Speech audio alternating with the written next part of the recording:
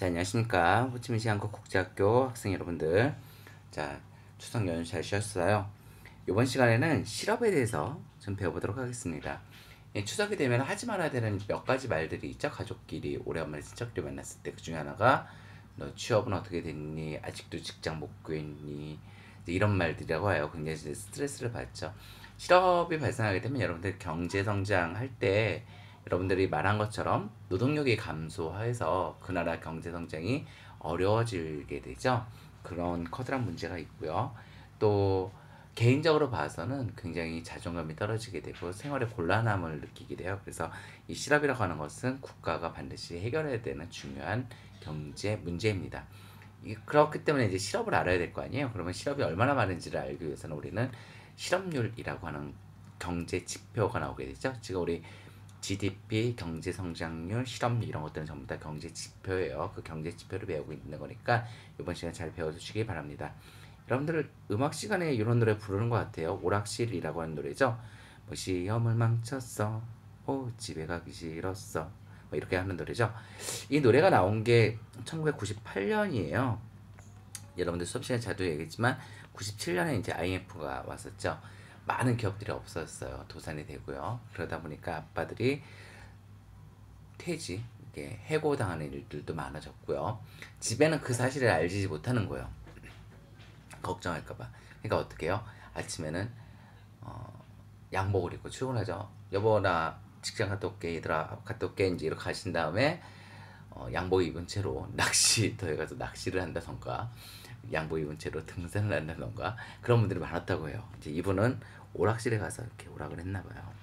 그런 노래가 이제 98년도에 나와서 많은 사람들에게 공감하게 되고 또 시대의 아픔을 느끼게 했었죠. 여러분은 이제 그 경제 성장률 내는 걸 배울 텐데요. 좀 교과서가 정확하게 표현이 안 된 부분도 있어요. 여러분들 오해하기 쉬운 부분이 있어요. 이 내용을 좀 중심으로 여러분들이 이해를 하셨으면 좋겠습니다. 자, 볼까요? 자, 경제활동 인구를 구하기 위해서 먼저 노동 가능 인구라는 것을 알아야 돼요. 노동 가능 인구는요, 15세 이상 중에서 일을 할 수 있는 사람들을 의미하죠. 예, 일을 할 수 있는 능력을 가진 사람들이에요. 근데 15세 이상이면 일을 할 수 없는 사람들이 있어요. 누가 있을까요? 군인들 같은 거 일하고 싶어도 할 수가 없잖아요. 감옥에 있는 사람들, 재소사 이런 사람들 할 수가 없잖아요. 그렇죠? 그런 사람들 제외하고 노동이 가능한 사람들을 노동 가능 인구라고 해요. 노동 가능 인구는요, 둘로 나눌 수가 있어요. 하나는 경제 활동 인구고요. 하나는 비경제 활동 인구예요. 경제 활동 인구는 잘 보세요. 일할 능력과 의사가 있어야 돼요. 힘도 있고 일할 마음도 있어야 돼요. 이런 사람들 경제 활동 인구라고 해요.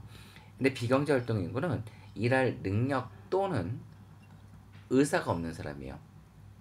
아프거나 15세 이상이지만 아프지만 일을 하고 싶은 마음은 있지만 아파도 못하는 사람, 또는 일할 능력은 있지만 일할 생각이 없는 사람. 이제 대표적인 사람들은 이제 학생들이겠죠.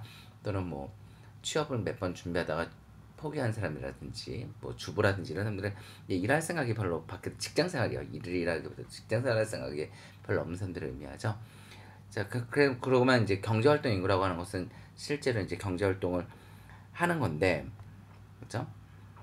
실업자 같은 경우는 일할 의사도 있고 능력도 있어요. 근데 직장 구하지 못하는 사람들이죠. 취업자 같은 경우는 일할 의사가 있고 능력이 있어서 일을 한 사람들이에요.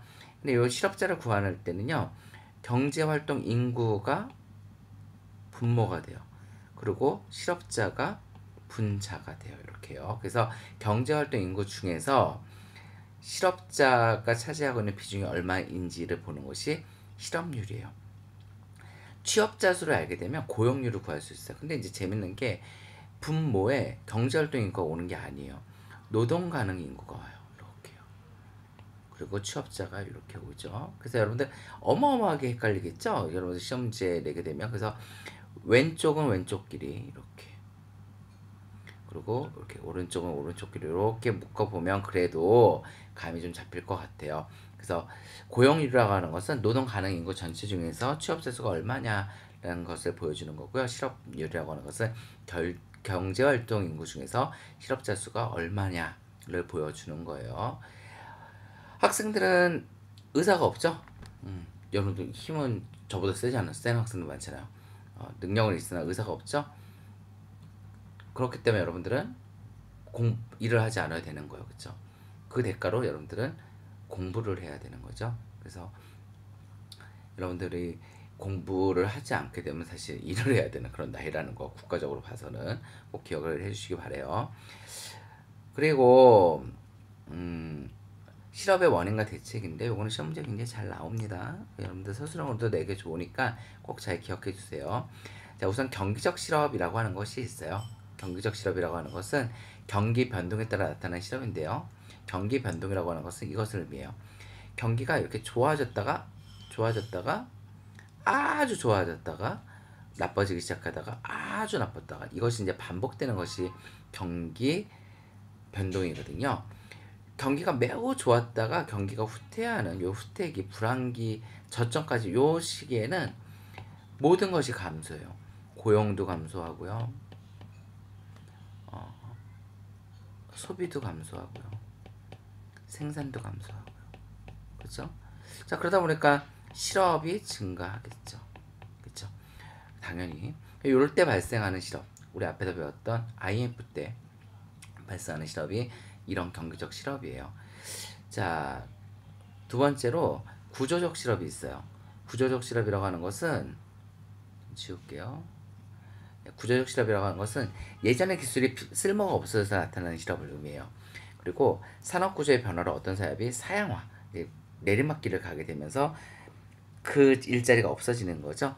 자, 해결 방법은요. 경기적 실업인 경우에는 경기 침체기에 이렇게 경제가 나빠질 때 경기를 올릴 수 있는 그런 정책을 사용하는 거죠. 정부에서 직접 고용한다던가 아니면은 뭐 복지를 좀 늘린다던가 나중에 배우겠지만은 적자 재정을 실시함으로써 경기를 부양하는 그런 방법을 사용하게 됩니다. 구조적 실업은 옛날 기술을 갖고 있었던 사람들이 쓸모가 없어지게 되니까 이제 센터를 통해서 취업 정보를 제공해 줌으로써 일자리를 찾을 수 있게 한다던가 아니면 직업 훈련을 새롭게 하여서 새로운 산업 사회에 적응할 수 있도록 해주는 거죠. 자, 옛날에는 이런 안내양이 있었어요. 안내양.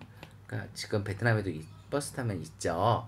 이제 이것이 자동으로 카드를 찍고 토큰을 사용해서 자동으로 계산하고 이런 것들이 나타나게 되면서 사라져 버리게 되죠. 자, 이거는 타자 연습하는 사람들이에요. 옛날에는 타자수, 타이피스트라고 하는 직업이 있었어요. 근데 이것이 모든 사람들이 다 타자를 잘 치게 되니까 사라져 버렸죠. 이런 직업들이 있습니다.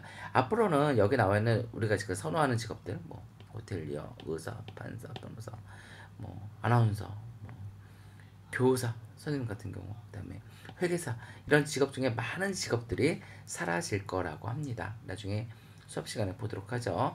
그렇다면 이제 우리는 어떻게 해야 될 것이냐? 이런 구조적 실업에 대비해서 우리는 무언가 다른 것을 준비해야겠죠. 그런 시대를 살아갈 수 있는 힘을 키워야겠죠. 우리 수업 시간에 얘기해 보도록 합시다. 자, 두 가지가 더 있습니다. 마찰적 실업이요. 마찰이라고 하는 것은 뭔가 부딪히는 거잖아요. 갈등이라는 거.